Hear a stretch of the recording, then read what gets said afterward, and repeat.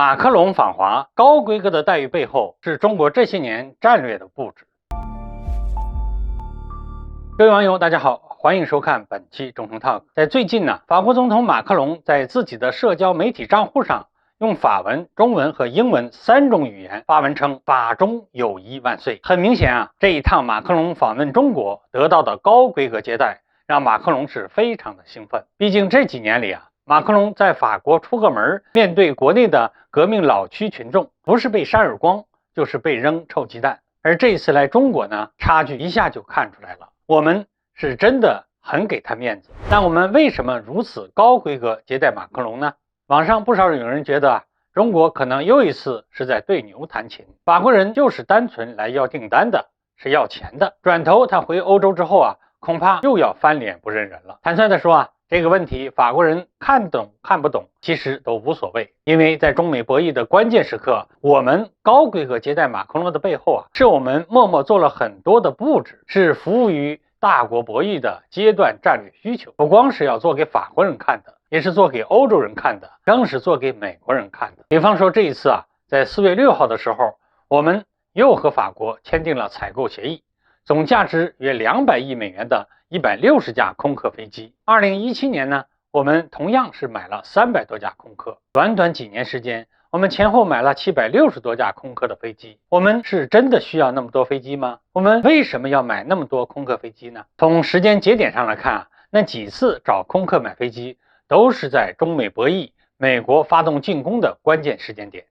虽然在很大程度上美国渗透了欧洲大部分国家的政治体系，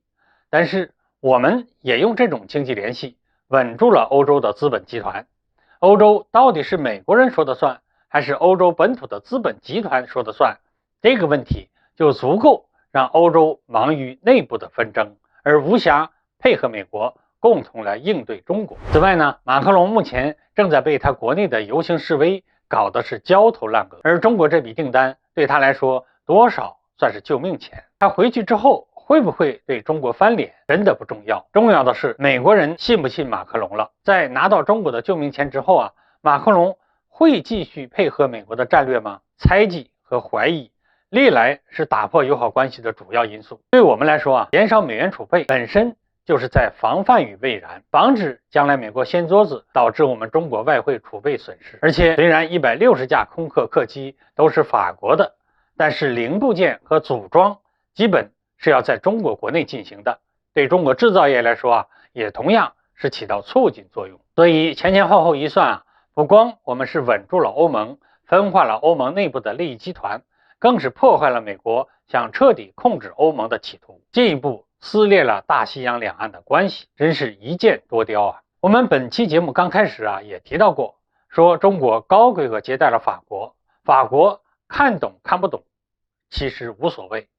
因为这次接待法国的过程中啊，还有一个细节，那就是我们区别对待了法国总统马克龙，还有随行的欧盟委员会主席冯德莱恩。简单来说啊，就是愿意和中国合作共赢的，我们中国都愿意表达我们自己的善意，而替美国战略服务、干涉、威慑中国内政的，都将被中国所抛弃。随着中美国力的逐渐接近，并可以预见到将出现反招，今后世界各国将如何选择？他们是拥抱未来的新秩序，还是继续沉溺在正在崩溃的旧秩序中呢？就看他们各国自己的了。好，各位网友，今天的话题我们就聊到这儿，欢迎各位留言评论，我们下期再见。